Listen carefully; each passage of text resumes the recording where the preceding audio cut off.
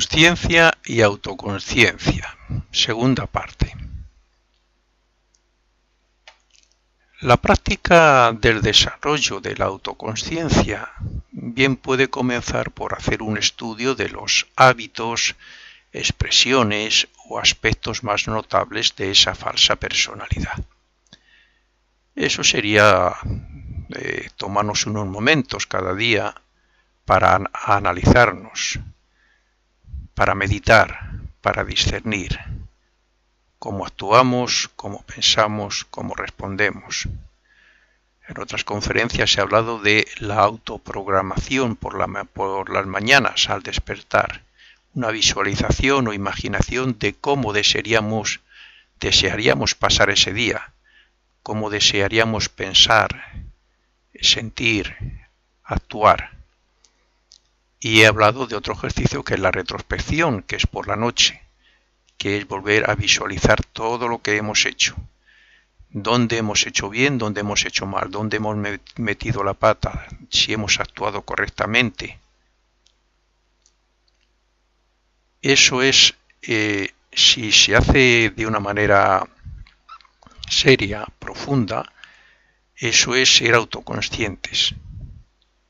Eso es analizarnos desde un punto de vista del yo superior, analizar nuestros vehículos, cómo se han expresado.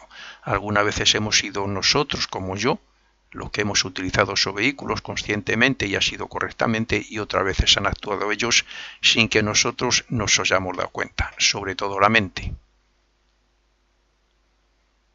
Por ejemplo, si la persona fuma y nosotros, desde la posición del yo superior, no queremos que fume, o sea, si tenemos el vicio, el hábito de fumar y nosotros cuando nos ponemos en la posición del yo superior, nos analizamos y nos damos cuenta de que estamos dominados por ese deseo, es cuando podemos decir, pues no voy a dejar de fumar. No queremos que esta personalidad fume. Yo como yo superior, que estoy por encima incluso de la mente y de los deseos, no quiero que fume. Entonces debemos observar y analizar cuándo y cómo surge el deseo y por qué la mente se deja dominar y accede a esa tentación. Una vez hecho esto y tomada la decisión consciente y voluntariamente de no permitir que la mente se involucre en ese deseo, debemos estar atentos para observar a dicho deseo cuando se manifieste para dejarle pasar sin que la mente participe en ello para nada, o sea, no actuar ni pensar al respecto. Es decir, estar pendiente de nuestro cuerpo de deseos y cuando surge el deseo de fumar, entonces en vez de acceder sin discernimiento y sin voluntad y sin nada y fumar directamente, analizar, ¿por qué tengo que fumar? Sé que es malo, ¿por qué esto? ¿Por qué lo otro? Algunas veces se consigue superar así, la voluntad se hace fuerte y vence al deseo. Y otras veces es incluso más aconsejable pasar directamente a otra cosa, centrar la mente en otra cosa, algo que nos preocupe y centramos nuestra atención en ello y nos olvidamos del tabaco. Poner la mente a pensar en algo subjetivo, en algo abstracto, en un problema que tenemos que resolver, y eso hace que se olvide. Y ese deseo, si lo consiguiéramos hacer una y otra vez, se va haciendo cada vez menos fuerte, y llega el día en que incluso moriría por inanición. Esto es así porque, además del deseo, la mente suele expresarse en términos de personalidad, y aunque es muy útil para el alma, suele dejarse dominar por los deseos y emociones, y no deja de pensar en todos esos aspectos personales sin que el ego pueda controlarla por medio de la voluntad. Está claro que lo primero que hay que hacer, en este caso para dejar de fumar, es no fumar. Pero eso puede traer como respuesta tensión, malestar, enfados incluso algunas veces, lo que también es una actitud de la personalidad. Así es que en estos casos es la atención plena o consciente la que debe centrarse en el sí mismo, o sea, en el yo verdadero, en el ser. Olvidarse del deseo y no pensar en nada, vamos. Para simplemente ser o tener el sentimiento de existencia separada y por encima de esos deseos y de esos pensamientos, que es lo que en realidad somos. Nosotros no somos un deseo, ni un sentimiento, ni un pensamiento, sea bueno o sea malo. Nosotros estamos por encima y podemos dejar de sentir y de pensar en cualquier momento, sobre todo cuando es malo lo que surge, y centrarnos en cualquier otra cosa, siempre por supuesto superior. Ideales elevados, cosas abstractas, problemas por resolver, la mente en blanco. Simplemente autoobservarnos, sin pensar y sin sentir. Hay otros aspectos más sencillos de practicar y con buenos resultados para ir debilitando la personalidad o los aspectos negativos de la personalidad. Por ejemplo, supongamos que una persona sabe y es consciente de que es egoísta y tacaña. Pues bien, en ese caso lo que debería hacer es practicar la generosidad y el altruismo para que los aspectos negativos de la falsa personalidad mueran por inanición.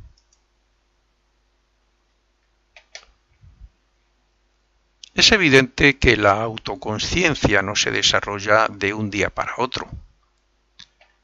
Alcanzar un grado superior de conciencia solo significa ser un poco más conscientes de lo que éramos. Así es que de lo que se trata es de saber dar unas pautas a la mente, que no está acostumbrada, claro, porque va haciendo lo que la viene en gana, por decirlo así. Entonces se trata de dar unas pautas a la mente para que facilite la autoconsciencia y también de persistir en esa práctica despacio pero sin pausa. Para desarrollar la autoconsciencia hay que observarse a sí mismo y para conseguir esto tiene que haber una lucha con la imaginación, puesto que cada vez que intentamos observar a la personalidad, la mente comienza a distraerse y a imaginar. También suele ocurrir al principio de esta práctica que cuando uno se sienta a observar, no le sea nada fácil ser consciente de sí mismo por los innumerables pensamientos, recuerdos, imágenes, emociones, etc., que distraen y tientan a la mente para que no cese en su actividad. Como consecuencia, la base del progreso para ser consciente y observador de la personalidad y así controlarla y debilitarla es el hecho de autorrecordarse uno mismo. Por eso es primordial luchar contra la imaginación y la actividad mental automática, practicando una atención plenamente enfocada sobre lo que perciben los sentidos a la vez que se concentra la mente y no se la deja actuar por sí misma. Si yo estoy mirando por la ventana y estoy observando que un pajarito está en una rama, pues tengo que ser consciente plenamente de lo que me está llegando a través de la visión, me está llegando y centrarme en eso. Y no dejar que la mente esté pensando en cualquier otra cosa. O yo puedo analizar ese pajarito y ver cómo son sus colores, sus plumas, qué hace, etcétera, cómo puede ser su vida, pero no permitir que la mente se vaya a otra cosa, ni que surjan sentimientos de no sé qué clases. Eso es concentración, es meditación, pero también es una autoobservación que nos lleva a ser nosotros mismos, lo que realmente somos, a ser autoconscientes de lo que somos y de cómo usamos nuestros vehículos, nuestros cuerpos, o cómo los podemos usar, que muchas veces son ellos los que nos utilizan. Eso es autorrecordarse uno mismo, que parece fácil, pero no lo es. De hecho, el común de la humanidad es autoconsciente pocas veces al cabo del día. Aparentemente no es ni siquiera fácil comprender lo que significa autorrecordarse uno mismo. Se va comprendiendo cada vez más según se desarrolla la autoconsciencia. Por ejemplo, ahora mismo, al observar cómo escribe mi mano estas palabras y cómo pienso en lo que voluntariamente quiero, estoy siendo consciente de ello o recordándome a mí mismo como ser. Para acelerar este proceso o autoconsciencia es conveniente que se autorrecuerde por medio de la observación, o sea, con la atención concentrada y silenciosamente la mente, con la observación de las cosas sencillas que más a menudo se hacen. Esto sería concentración y autoobservación, por ejemplo, en la respiración, el hecho de andar. Si nos concentramos en nuestras piernas, cómo se mueven, si estamos plenamente atentos ahí, oiga esto, que aunque estos conocimientos ya tienen 2000 años, hasta donde yo sé, están surgiendo unas nuevas enseñanzas que le llaman mindfulness, y es estar plenamente atento. Es una manera de concentrar la mente, de dominar la mente. Impedir que la mente piense por sí misma, observar cómo trabajan nuestras manos, etc. Entonces se verá que con la práctica se va haciendo cada vez más conscientes de sus hechos. La falsa personalidad que quiere ser el verdadero yo superior, o sea, nuestros propios engaños, hábitos mentales, emociones negativas, rasgos, defectos, etc., basa su existencia en las emociones y deseos negativos y en las asociaciones y el pensamiento equivocado de la mente. Gracias a todo eso subsiste o existe esa personalidad. De hecho, si le quitaran las emociones negativas, deseos y tentaciones y se controlara la mente para utilizarlas solo cuando y como queremos, se debilitaría casi totalmente dicha personalidad. De acuerdo con esto, está claro que para dominar o eliminar a la personalidad es necesario autoobservarnos atenta y concentradamente para conocer nuestros rasgos y forma de sentir y además utilizar a la mente como una herramienta para pensar voluntaria y conscientemente. Ese es otro paso muy importante que hay que dar. Utilizar a la mente voluntariamente, conscientemente, para que piense lo que nosotros como yo superior queremos. Y si queremos, por lo tanto, debería ser todo siempre bueno o para bien. En este trabajo no cabe la justificación ni el engañarnos a nosotros mismos. No se la debe legitimizar para nada ni excusar en sus acciones. Es necesario sacrificar la falsa personalidad para que florezca el alma. Se trata de que la personalidad sea cada vez menos notable y persistente, de que cada vez se pueda manifestar menos en nuestras actividades diarias. La personalidad también tiene sus métodos de defensa. Si una persona tiene por costumbre beber alcohol a determinadas horas del día o irse a la cama a las 12 de la noche y comienza a no beber o a irse a la cama a las 10, verá que la personalidad se manifiesta con cierto malestar. Si se persiste, puede haber otras manifestaciones peores incluso. Enfadarnos, discutir con la compañera, con alguien. Es como cuando uno deja de fumar, intenta y lo consigue un día, dos, pero surge un malestar. El cuerpo de deseos, como no le permiten satisfacer el deseo de fumar, intenta manifestar un malestar en la persona. Bueno, pero es evidente que para debilitar a la personalidad hay que comenzar por esas actuaciones, ya que de otra forma no conseguiríamos nada, claro. Con estas prácticas el yo superior se hace activo, mientras que el yo inferior o personalidad se hace cada vez más pasivo. Es lógico que quien esté preparado para comprender esta enseñanza y quiera aplicarla a su vida, piense que si la voluntad representa al yo superior y éste apenas puede manifestarse, ¿de dónde sacamos fuerza o voluntad para comenzar la lucha? La voluntad de nosotros nace de un fuerte deseo. De ahí que la mayoría de las personas confunden voluntad con voluntariedad u obstinación.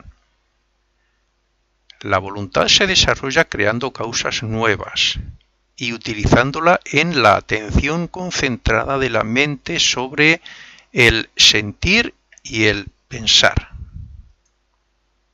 La voluntad se desarrolla en gran medida cuando en una determinada vida una persona se dedica a hacer trabajos como los que aquí se explican, entre otros, claro. Cuantos más conocimientos de este tipo y más práctica, más se desarrolla la voluntad.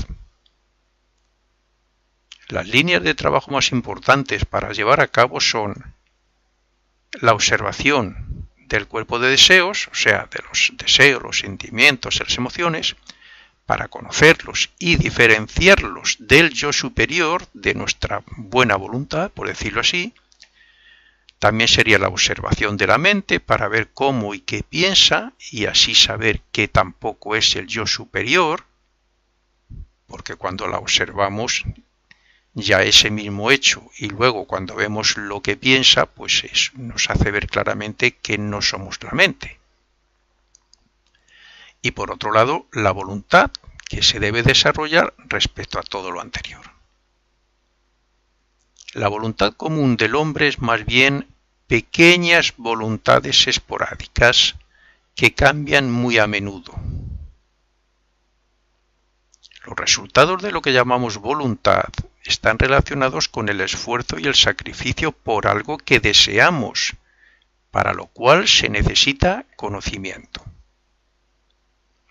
Con esto quiero decir que quien se esfuerce en trabajar por la autoobservación y la atención plena y consciente para recordarse a sí mismo en todo momento, estará desarrollando la voluntad. Pongamos un ejemplo. Una persona siente el impulso de la personalidad de hacer algo, pero si por medio de un chispazo de autoconsciencia, advirtiendo que eso no es correcto, decide no hacerlo, estaría autorrecordándose a sí mismo y desarrollando la voluntad. Recordarnos como un yo superior no es algo abstracto o imaginativo, es un acto de voluntad. No es un pensamiento, sino una acción voluntaria.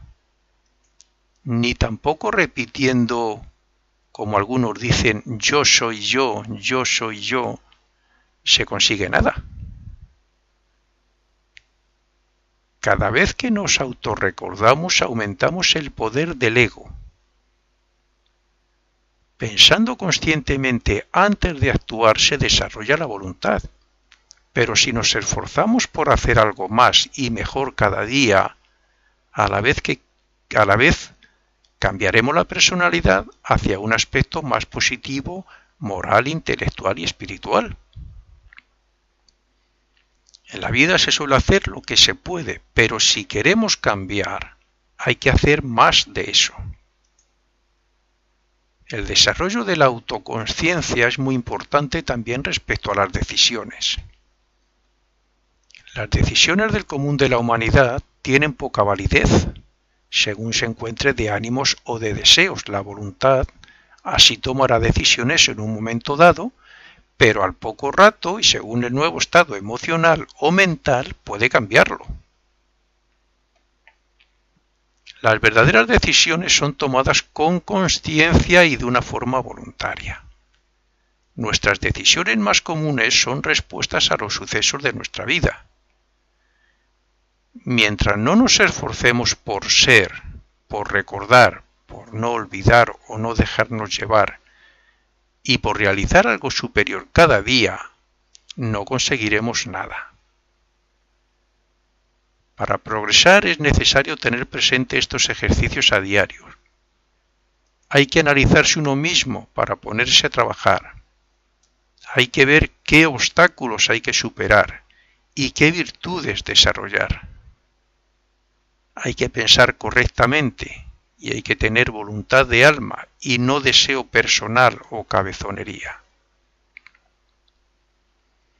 Es necesaria una correcta coordinación entre el deseo, el sentimiento, la palabra, el pensamiento y la acción a la hora de decidir dónde comenzar a trabajar para el propio desarrollo. A la vez, es aconsejable tener determinación para definir el objetivo a trabajar, preferiblemente fácil o cercano o sobre nosotros. Si no fijamos en la mente claramente lo que queremos, nada conseguiremos, puesto que la mente anda siempre de un lado para otro. Por tanto, los objetivos pueden ser muchos, pero hasta que alcancemos cierto grado de autoconsciencia, la verdad es que no conseguiremos gran cosa. Y con esto terminamos la conferencia y la segunda parte de ella.